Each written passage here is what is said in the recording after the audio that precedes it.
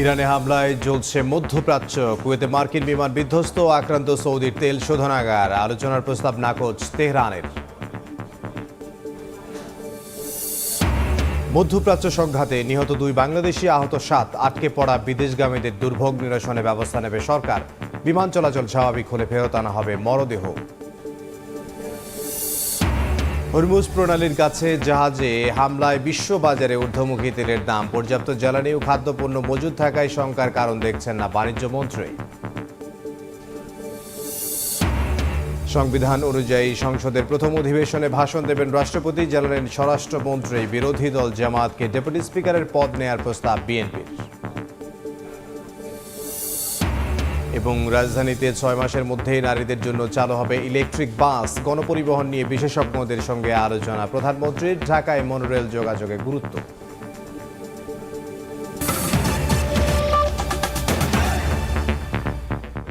সময় সংবাদের সঙ্গে আছে আমি ইমদাদুল হক। ইরানের সর্বোচ্চ ধর্মীয় নেতা নিহতের পর মধ্যপ্রাচ্য অগ্নিগর্ভে পরিণত হয়েছে। কাতার, ইরাক সহ বিভিন্ন দেশের মার্কিন ঘাঁটিতে নজিরবিহীন হামলা চালাচ্ছে ইরান। সৌদি আরবের সবচেয়ে বড় তেল শোধনাগার আরামকোতেও ড্রোন হামলা হয়েছে। কুয়েতে ভূপাতিত করা হয়েছে যুক্তরাষ্ট্রের যুদ্ধ বিমান। অন্যদিকে যুক্তরাষ্ট্র ও ইসরায়েল ও ইরানে হামলা অব্যাহত রেখেছে। এদিকে ট্রাম্পের আলোচনার প্রস্তাব নাকচ করেছে তেহরান।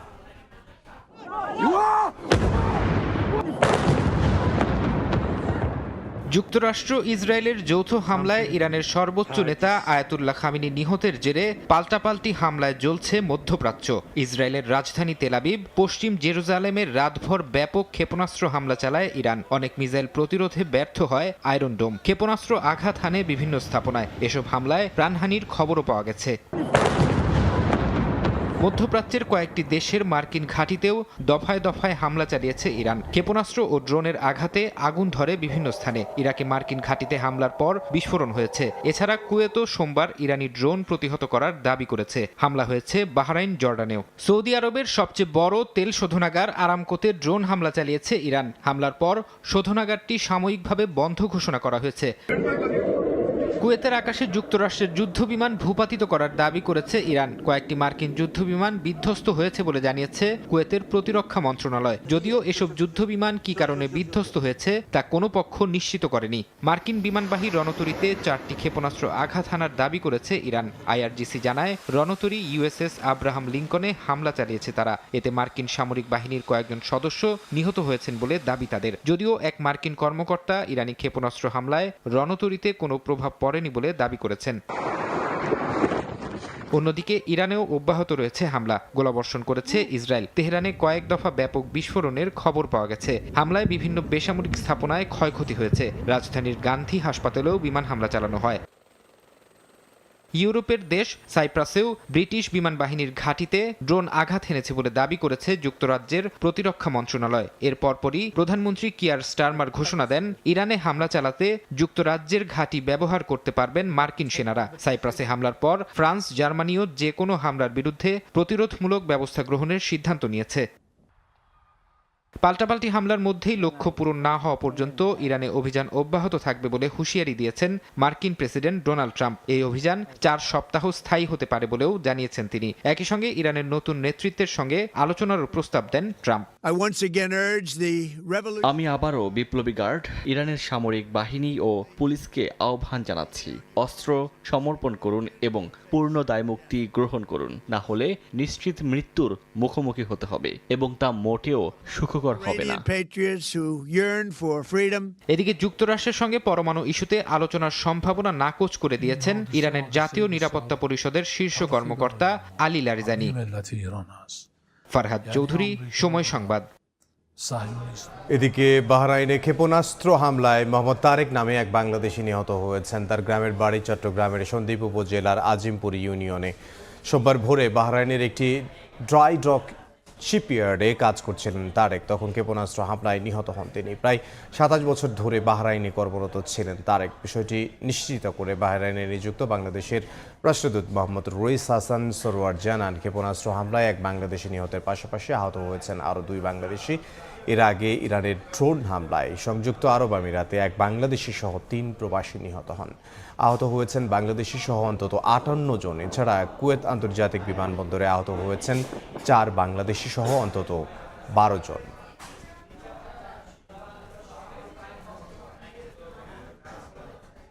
মধ্যপ্রাচ্যে চলমান সংঘাতে ২ বাংলাদেশি নিহত এবং ৭ জন আহত হয়েছেন।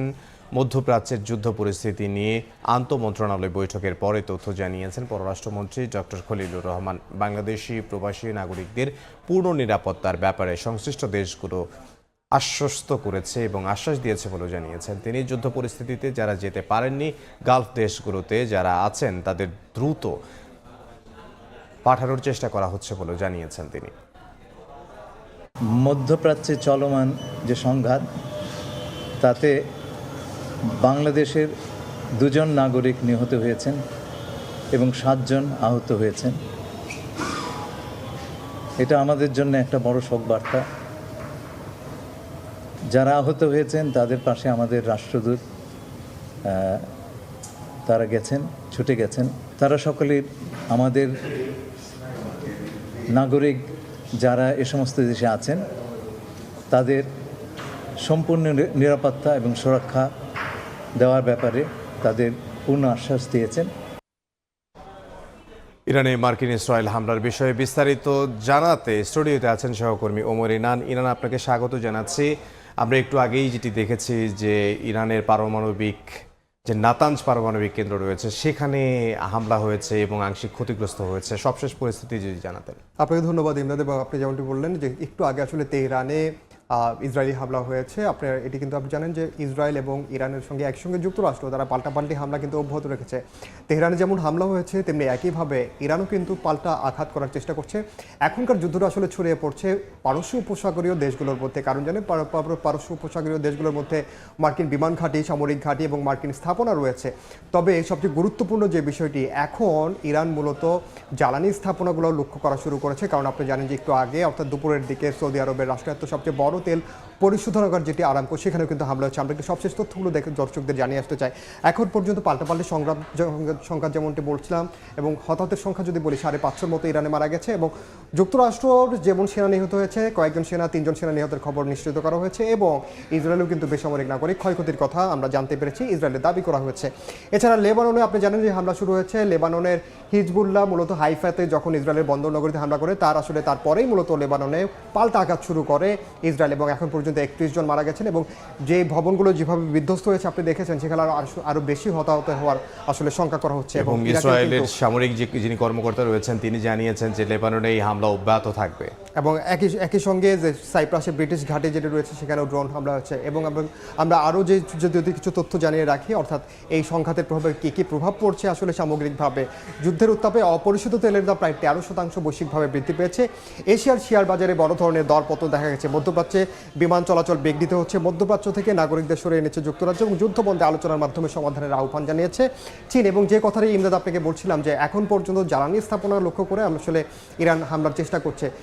একটু আগে ঠিক কয়েক মিনিট আগে কাতারের একটি জ্বালানি স্থাপনায় ড্রোন হামলা হয়েছে এবং সেখানে এখন পর্যন্ত হতাহতের খবর জানা যায়নি। তবে আপাতত সেই জ্বালানি স্থাপনাটাই সুরক্ষিত রাখা বা আপাতত বন্ধ রাখা হয়েছে। যেমনটি করে সৌদি আরবের আরামকোর স্থাপনাটি আসলে বন্ধ রাখা হয়েছে বা আপাতত সাময়িকভাবে। এবং যে কথাটি না বললেও নয়, ইরান যেহেতু হামলা করছে যে কোনো মুহূর্তে ইসরায়েলের তেল শোধনাগারেও হামলা চালাতে পারে, যেটি হচ্ছে তামার। এটি মূলত ইসরায়েলের উত্তরাঞ্চলে উপকূলবর্তী একটি অঞ্চলে গ্যাস ফিল্ড, তামার গ্যাস ফিল্ড যেটি পরিচালনা করে শেভরন, সেই গ্যাস ফিল্ডটি মূলত বন্ধ করা হয়েছে। এবং ইসরায়েল যেহেতু লেবাননের হিজবুল্লাহ যারা রয়েছে, গোষ্ঠী যারা রয়েছে, তারা যেহেতু ইসরায়েলে হামলা করছে সেই সম্ভাবনাটা অনেক বেশি জোরালো রয়েই গেছে। একদম ইমদাদ। জি, আপনাকে অসংখ্য ধন্যবাদ আমাদের সঙ্গে যোগ। ধন্যবাদ। সহকর্মী ওমর ইনান যোগ দিয়েছিলেন আমাদের সঙ্গে। ইরানের সঙ্গে ইসরায়েল ও যুক্তরাষ্ট্রের চলমান সংঘাতে হরমুজ প্রণালী দিয়ে নৌযান চলাচল সীমিত হলেও দেশে খাদ্যপণ্য ও জ্বালানি সরবরাহ নিয়ে কোনো সংকট হবে না বলে জানিয়েছেন বাণিজ্য মন্ত্রী খন্দকার আব্দুল মুক্তাদির। বলেন, পর্যাপ্ত মজুদ থাকায় দামেও প্রভাব পড়বে না। মন্ত্রীর সঙ্গে বৈঠক শেষে ভারতের হাইকমিশনার প্রণয় ভার্মা বলেন, সম্পর্কের স্থবিরতা কাটিয়ে বাণিজ্যিক সম্পর্ক আরও জোরদার করতে চায় নয়াদিল্লি। ইরানে যুক্তরাষ্ট্র ও ইসরায়েলের হামলা এবং জবাবে তেহরানের পাল্টা হামলায় আবারও আলোচনার কেন্দ্রে বিশ্বের অন্যতম গুরুত্বপূর্ণ জলপথ হরমুজ প্রণালী। এতে বিশ্ব বাণিজ্য নিয়ে তৈরি হয়েছে শঙ্কা। সিংহভাগ এলএনজি কাতার থেকে আমদানি করে বাংলাদেশ, যা হরমুজ প্রণালী দিয়ে আসে। পাশাপাশি এই নৌপথ ব্যবহার করে ইরাক, ইরান, কাতার, কুয়েত, বাহরাইন, সংযুক্ত আরব আমিরাত ও সৌদি আরব এই 7 দেশের সঙ্গে বাংলাদেশের পণ্য আনা নেওয়া হয়। এমন প্রেক্ষাপটে সোমবার সচিবালয়ে ভারতীয় হাই কমিশনারের সঙ্গে বৈঠক শেষে বাণিজ্যমন্ত্রী জানান, জ্বালানি ও খাদ্যপণ্যের পর্যাপ্ত মজুত থাকায় হরমুজ প্রণালী বন্ধ হলেও এই মুহূর্তে দেশে কোনো সংকট হবে না। তো এরকম পরিস্থিতির উদ্ভব হলে জাহাজ ভাড়া বেড়ে যায়, আর এটা তো সবাই আমরা বুঝতেই পারি। জাহাজ ভাড়া বেড়ে গেলে প্রত্যেকটা পণ্যের উপর সেটার একটা প্রভাব হয়। এই মুহূর্তে এত আশঙ্কার মধ্যে আমি যাব না। আমরা দেখি পরিস্থিতিটার কিভাবে সামনের দিকে কিভাবে এগিয়ে যায়। নিত্য প্রয়োজনীয় আমদানি পণ্য, আমাদের জ্বালানি, এই সমস্ত দিক দিয়ে শঙ্কার কোনোই কারণ নাই। বাণিজ্য মন্ত্রীর সঙ্গে বৈঠক শেষে প্রণয় ভার্মা বলেন, সম্পর্কের স্থবিরতা কাটিয়ে দুদেশের মধ্যে বাণিজ্যিক সম্পর্ক আরও জোরদার করতে চায় Bharat. I conveyed our willingness to closely engage with the new government and to strengthen our trade and economic relations and all our people-centric cooperation in all domains by working together in a positive, constructive and forward-looking manner based on mutual interest and mutual benefit. বাণিজ্য মন্ত্রণালয়ের তথ্য মতে বর্তমানে ভারত থেকে বছরে $9.5 billion পণ্য আমদানির বিপরীতে বাংলাদেশ রফতানি করে মাত্র $1.5 বিলিয়ন। শুভ খান, সময় সংবাদ, ঢাকা। ইসরায়েল যুক্তরাষ্ট্রের সঙ্গে ইরানের সংঘাতে অনিশ্চয়তায় মধ্যপ্রাচ্যগামী বেশিরভাগ ফ্লাইট ঢাকা চট্টগ্রাম থেকে গেল 3 দিনে বাতিল হয়েছে শতাধিক ফ্লাইট। স্কেজুল বিপর্যয়, ফ্লাইট বাতিল আর স্থগিতের কারণে শাহজালাল আন্তর্জাতিক বিমানবন্দরে ভোগান্তিতে বহু যাত্রী। হজরত শাহজালাল আন্তর্জাতিক বিমানবন্দর থেকে রাসেল মিয়ার সৌদি আরবের ফ্লাইট ছিল 28 ফেব্রুয়ারি রাতে। মধ্যপ্রাচ্যের সংঘাতে বাতিল হলে নতুন করে সোমবার বিকেলের টিকিট কাটেন ইউএস বাংলা এয়ারলাইন্সে। সকাল থেকে টার্মিনালের সামনে ঠায় বসে থাকলেও এখনো মেলেনি শিডিউলের নিশ্চয়তা। আজকে আমার লাস্ট ডেট, আজকে যদি যাইতে না পারি তাহলে আমার ভিসা ক্যান্সেল হয়ে যাবে। রাসেল মিয়ার মতো এমন ঘটনা ঘটেছে অনেকের সঙ্গেই। মধ্যপ্রাচ্য সংঘাতে যেমন অনিশ্চিত হয়ে পড়েছে প্রবাসীদের যাত্রা, তেমনি ভিসার মেয়াদ ফুরানোর শঙ্কা চোখে মুখে। এখন যে সাময়িক সমস্যাটা বা অ্যাকুরেট যে নির্দেশনাটা, এটা আমরা পাচ্ছি না বা পাইনি এখন। ভিসার মেয়াদ আছে আমার মাত্র 2 দিন, কালকা 3 তারিখ ভিসার মেয়াদ শেষ, তখন আমার তো ইমার্জেন্সি যাওয়া লাগবে। দুবাই, আবুধাবি ও শারজার এয়ারফিল্ড বন্ধ থাকায় সোমবার দুপুর পর্যন্ত মধ্যপ্রাচ্যগামী বিভিন্ন রুটে বাতিল হয়েছে শতাধিক ফ্লাইট। সৌদি আরব, জেদ্দা, রিয়াদগামী কিছু ফ্লাইটের নতুন করে শিডিউল দেওয়া হলেও এখনো অনিশ্চিত বাহরাইন, দুবাই, কুয়েত, দোহাগামী ফ্লাইটের সময়। বাতিল হওয়া ফ্লাইটের যাত্রীদের নিজ নিজ এজেন্সি কিংবা এয়ারলাইন্সের সঙ্গে কথা বলার পরামর্শ দিচ্ছে কর্তৃপক্ষ। ফ্লাইট মিসটেক হয়েছে, গতকাল ছিল, বৈশাখ হয়েছে কিন্তু কোনো আপডেট পাইতেছে না। এখন আনুমানিকভাবে আমি ভিতরে যাইতেছি। এদিকে চট্টগ্রাম শাহ আমানত আন্তর্জাতিক বিমানবন্দরেও একাধিক ফ্লাইট বাতিল হয়েছে বলে জানায় বিমানবন্দর জনসংযোগ কর্মকর্তা। তবে সালাম এয়ারের মাস্কাট রুটের ফ্লাইট স্বাভাবিকভাবে আসা যাওয়া করছে।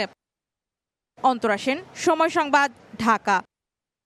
স্বাধীন দেশে হামলা করে রাষ্ট্রপ্রধানকে হত্যা ও তুলে নিয়ে যাওয়ার ঘটনা ভয়াবহ বার্তা দেয় বলে মন্তব্য করেছেন স্থানীয় সরকার, পল্লী উন্নয়ন ও সমবায় মন্ত্রী মির্জা ফখরুল ইসলাম আলমগীর। বিকেলে রাজধানীর ধানমন্ডিতে বিএনপির স্থায়ী কমিটির সদস্য ব্যারিস্টার রফিকুল ইসলাম মিয়ার সহধর্মিণী অধ্যাপক ডক্টর শাহিদা রফিকের মৃত্যুবার্ষিকীর স্মরণ সভায় এ কথা বলেন তিনি। শিক্ষা ব্যবস্থার ভঙ্গুর অবস্থা উল্লেখ করে মির্জা ফখরুল বলেন, 17 বছরে ফ্যাসিস্ট সরকার দেশের সব প্রতিষ্ঠান ধ্বংস করে দিয়েছে। এ সময় তিনি শাহিদা রফিকের আত্মার মাগফিরাত কামনা করেন। আমাদের সকলের পথিকৃৎ একদিকে বিশ্ব রাজনীতিতে ভয়াবহ নৈতিকতার অভাব, বিনা কারণেই একটি দেশের সার্বভৌমত্বে হস্তক্ষেপ, বিনা কারণেই দেশের প্রধানকে, রাষ্ট্রের প্রধানকে এবং একটি মতবাদের প্রধানকে হত্যা করা, স্বাধীন রাষ্ট্রের প্রেসিডেন্টকে তুলে নিয়ে গিয়ে জেলে পুরে দেওয়া, এক ভয়াবহ বিশ্ব। আমাদের অনেক পথ পাড়ি দিতে হবে। আমরা বিগত 17-18 বছরে আমাদের সমস্ত প্রতিষ্ঠানগুলোকে ফ্যাসিস্ট শক্তি ধ্বংস করে দিয়ে গেছে। সবচেয়ে বেশি ধ্বংস করেছে শিক্ষা ব্যবস্থাকে। 6 মাসের মধ্যে নারীদের জন্য নামানো হবে ইলেকট্রিক বাস। প্রধানমন্ত্রী তারেক রহমানের সঙ্গে বৈঠক শেষে এ তথ্য জানিয়েছেন বুয়েটের অধ্যাপক ডক্টর এম শামসুল হক। তিনি জানান, আলোচনায় ঢাকার বিকেন্দ্রীকরণ এবং দ্রুতগতির রেল ভিত্তিক যোগাযোগ ব্যবস্থা গড়ার বিষয়টি গুরুত্ব পেয়েছে। এদিকে বৈঠকের পর মুক্তিযুদ্ধ বিষয়ক মন্ত্রী জানিয়েছেন, জুলাই যোদ্ধাদের পরিবারের সদস্যদের লেখাপড়া নিশ্চিতের পাশাপাশি পঙ্গুত্ব বরণকারীদের কর্মসংস্থানের ব্যবস্থা করার নির্দেশনা দিয়েছেন প্রধানমন্ত্রী। সোমবার সকাল ৯টার পর মন্ত্রিপরিষদ বিভাগে আসেন প্রধানমন্ত্রী তারেক রহমান। এরপরেই স্থানীয় সরকার, মুক্তিযুদ্ধ, অর্থ, স্বরাষ্ট্র, শিক্ষাসহ বিভিন্ন মন্ত্রণালয়ের সঙ্গে আলাদা বৈঠকের পাশাপাশি একগুচ্ছ কর্মসূচিতে অংশ নেন প্রধানমন্ত্রী। রাজধানী সহ দেশের যোগাযোগ ব্যবস্থার উন্নয়নে প্রধানমন্ত্রীর সঙ্গে বৈঠক করেন সড়ক পরিবহন ও সেতুমন্ত্রী শেখ রবিউল আলম। অংশ নেন যোগাযোগ বিশেষজ্ঞ বুয়েটের অধ্যাপক ডক্টর এম শামসুল হকও। বৈঠক শেষে সাংবাদিকদের তিনি জানান, নাগরিকদের দুর্ভোগ কমাতে গণপরিবহন আধুনিকায়ন ও মেট্রো রেলের পাশাপাশি মনোরেল এবং দ্রুতগতির রেলভিত্তিক যোগাযোগ ব্যবস্থা গড়ে তোলায় আগ্রহ প্রকাশ করেছেন প্রধানমন্ত্রী। বিশেষ করে গণপরিবহনের সর্বোৎকৃষ্ট যে মাধ্যম মেট্রো, এর বাইরেও আরও কিছু করা যায় কিনা, যেটা উনি অলরেডি বলেছেন মনোরেল, যেহেতু সাশ্রয়ী মূল্যে খুব দ্রুত বাস্তবায়ন করা যায়। নারীদের নিরাপদ গণপরিবহন না পাওয়ার বিষয়টি নিয়ে প্রধানমন্ত্রীর উদ্বেগের কথা জানিয়ে ডক্টর এম শামসুল হক বলেন, আগামী 6 মাসের মধ্যে তাদের জন্য ইলেকট্রিক বাস চালুর নির্দেশনা দিয়েছেন প্রধানমন্ত্রী। মহিলাদের জন্য আবেদন সৃষ্টিকারী এবং সিকিউর গণপরিবহনের বাস মহিলারাই চালাবে, এবং সবচেয়ে বড় আগ্রহটা দেখলাম, খুব ভালো লেগেছে, তিনি ইলেকট্রিফিকেশন বাস দিয়ে আরম্ভ করতে চাচ্ছেন। এদিকে সচিবালয়ে প্রধানমন্ত্রীর সঙ্গে বৈঠকের পর মুক্তিযুদ্ধ বিষয়ক মন্ত্রী সাংবাদিকদের জানান, আহত ও নিহত জুলাই যোদ্ধাদের পরিবারের সদস্যদের লেখাপড়া নিশ্চিত করার পাশাপাশি আহতদের কর্মসংস্থানের ব্যবস্থা করার নির্দেশনা দিয়েছেন প্রধানমন্ত্রী। জুলাই যোদ্ধাদের কল্যাণের ব্যাপারে মাননীয় প্রধানমন্ত্রী অত্যন্ত কনসার্ন। জুলাইতে যারা ক্ষতিগ্রস্ত হয়েছে তাদেরকে কল্যাণ এবং পুনর্বাসনের জন্য কয়েকটা স্কিম আমরা নিয়েছি। ভুয়া মুক্তিযোদ্ধাদের নাম তালিকা থেকে পর্যায়ক্রমে বাদ দেওয়া হবে বলেও জানান মন্ত্রী। ফিরিয়ে নেওয়া হবে মুক্তিযোদ্ধা হিসেবে নেওয়া আর্থিক সুবিধাও, এবং এটা কনস্ট্যান্ট প্রসেস রয়েছে। প্রসূন আশিস, সময় সংবাদ, ঢাকা। বিরোধী দল হিসেবে জামাতকে ডেপুটি স্পিকারের পদ নেয়ার প্রস্তাব দিয়েছে বিএনপি। সচিবালয়ে স্বরাষ্ট্রমন্ত্রী সালাউদ্দিন আহমদ জানান, সংবিধান মেনেই জাতীয় সংসদের প্রথম অধিবেশনে ভাষণ দেবেন রাষ্ট্রপতি। এ সময় সংবিধান সংস্কার পরিষদের সদস্যরা সংসদে অংশ নিতে পারবেন বলেও জানান মন্ত্রী। সংবিধান অনুযায়ী নির্বাচনের ফলাফল গেজেট আকারে প্রকাশের 30 দিনের মধ্যে 12ই মার্চ নতুন সংসদের প্রথম অধিবেশন আহ্বান করেছেন রাষ্ট্রপতি। সেখানে ভাষণ রাখবেন তিনি। এ নিয়ে রাজনৈতিক অঙ্গনে চলছে নানা বিতর্ক। দুপুরে সচিবালয়ে প্রধানমন্ত্রীর সঙ্গে বৈঠক শেষে স্বরাষ্ট্র উপদেষ্টা সালাউদ্দিন আহমেদ জানান, বিদ্যমান সংবিধান মেনেই সংসদের প্রথম অধিবেশনে ভাষণ দেবেন রাষ্ট্রপতি মোহাম্মদ শাহাবুদ্দিন। তবে জুলাই সনদকে সম্মান জানিয়ে বিরোধী দল হিসেবে জামায়াতকে ডেপুটি স্পিকারের পদ নিতে মৌখিক প্রস্তাব দেওয়ার কথা জানান তিনি। সংবিধান কি বলে, নতুন সংসদ গঠিত হলে তার প্রারম্ভিক সেশনে প্রথম দিনে রাষ্ট্রপতি ভাষণ দিবেন। সেটা এখনো পর্যন্ত সংবিধানে বহাল আছে, প্রথা আছে, ট্র্যাডিশন আছে। সুতরাং সেই হিসাবেই হবে। কেউ যদি দাবি করে সেটা ভবিষ্যতে যদি সংবিধানের সংশোধন করে যে রাষ্ট্রপতি আর ভাষণ দিবেন না, সেটা তখন দেখা যাবে। জুলাই জাতীয় সনদের প্রতি সম্মান দেখিয়ে দলের পক্ষ থেকে প্রধান বিরোধী দলকে আমরা মৌখিকভাবে আমরা সাক্ষাতে তাদেরকে অফার করেছি, তারা যেন ডেপুটি স্পিকার তারা ঠিক করেন এবং সেটা সংসদে স্পিকার নির্বাচনের দিন একই সাথে নির্বাচিত হতে পারে। অসাংবিধানিক কিছুই জাতীয় সংসদে উত্থাপন করা যায় না উল্লেখ করে মন্ত্রী বলেন, জাতীয় সংসদে অংশ নিতে পারবেন না সংবিধান সংস্কার পরিষদের সদস্যরা। আগামী 12 তারিখে জাতীয় সংসদের প্রথম অধিবেশন বসবে এই নবনির্বাচিত সংসদের। সেখানে সংসদ সদস্য হিসেবে আমরা যারা শপথ গ্রহণ করেছি তারা সংসদ সদস্য হিসেবে যোগদান করব। এর বাইরে সংবিধান সংস্কার পরিষদ নামে কিছু না থাকায় যারা তাদের সংস্কার পরিষদের সদস্য হিসেবে শপথ নিয়েছে সেটা তাদের নিজস্ব ব্যাপার, কিন্তু জাতীয় সংসদে তারা সেই হিসাবে অংশগ্রহণ করতে পারে না। শুধুমাত্র সংসদ সদস্যগণই অংশগ্রহণ করতে পারি না। আমরা বলেছি যদি গণভোটের রায় অনুসারে সংবিধান সংস্কার পরিষদ গঠন করতে হয় সেটা জাতীয় সংসদে আলাপ আলোচনার মাধ্যমে এবং গণভোটের রায় কার্যকর করার মাধ্যমে করতে হবে এবং সেই ক্ষেত্রে সংবিধানের সংশোধনী আনতে হবে। সংবিধান সংস্কার নিয়ে রাজনীতির মাঠে চলমান আলোচনাকে রাজনৈতিক অধিকার বলেও মন্তব্য করেন স্বরাষ্ট্রমন্ত্রী। প্রসূন আশিস, সময় সংবাদ, ঢাকা। গণভোট অধ্যাদেশ ও জাতীয় জুলাই সনদ বাস্তবায়ন আদেশ স্থগিত চেয়ে হাইকোর্টে করা রিটের আদেশ কাল সকালে হাইকোর্টের দ্বৈত বিচারিক বেঞ্চে উভয় পক্ষের শুনানি অনুষ্ঠিত হয়। রিটের পক্ষের আইনজীবীরা আদালতকে বলেন যে প্রক্রিয়ায় জুলাই সনদ বাস্তবায়ন আদেশ প্রণয়ন করা হয়েছে তা সঠিক নয়। সংবিধান সংস্কার পরিষদের শপথ প্রক্রিয়ার সাংবিধানিক ভিত্তি নিয়েও প্রশ্ন তোলেন তারা। তবে রিটের বিপক্ষের আইনজীবীরা বলেন জুলাই সনদ বাস্তবায়ন আদেশ অবৈধ হলে অন্তর্বর্তী সরকার ত্রয়োদশ জাতীয় নির্বাচন সহ সবই অবৈধ হবে। আদালত বলতে পারে এই কথা জুলাই বাস্তবায়ন আদেশ ঠিক না বেঠিক, এটা তো আদালতের সাবজেক্ট ম্যাটার না। আদালতের সাবজেক্ট ম্যাটার না হয়ে এটি subject matter of the parliament. কিন্তু পার্লামেন্টের জন্য আগামী 10 দিন সময় অপেক্ষা করার মতো ধৈর্য দেখাইতে পারছেন না। আমরা মনে করি নিশ্চয়ই এর পিছনে একটা গভীর এজেন্ডা লুকিয়ে আছে। আরও 4 আসনে বিএনপি প্রার্থীর কারচুপির অভিযোগের পরিপ্রেক্ষিতে ব্যালট রেজাল্ট শিট হেফাজতে নেয়ার নির্দেশ দিয়েছেন হাইকোর্ট। কুড়িগ্রাম 2 আসনের সোহেল হোসেন গায়কোবাদ, রংপুর 6 আসনের সাইফুল ইসলাম, রংপুর 4 আসনের ইমদাদুল হক ভরসা ও রাজশাহী 1 আসনের মোহাম্মদ শরীফ উদ্দিন হাইকোর্ট নির্বাচনী ট্রাইব্যুনালে অভিযোগ দায়ের করেন। শুনানি শেষে ব্যালট রেজাল্ট শিট হেফাজতে নেয়ার নির্দেশ দেন ট্রাইব্যুনাল। এ নিয়ে বিএনপির পক্ষ থেকে 7টি ও জামাতের পক্ষ থেকে 3টি আসনের ব্যালট রেজাল্ট শিট হেফাজতে নেয়ার নির্দেশ দেওয়া হয়েছে।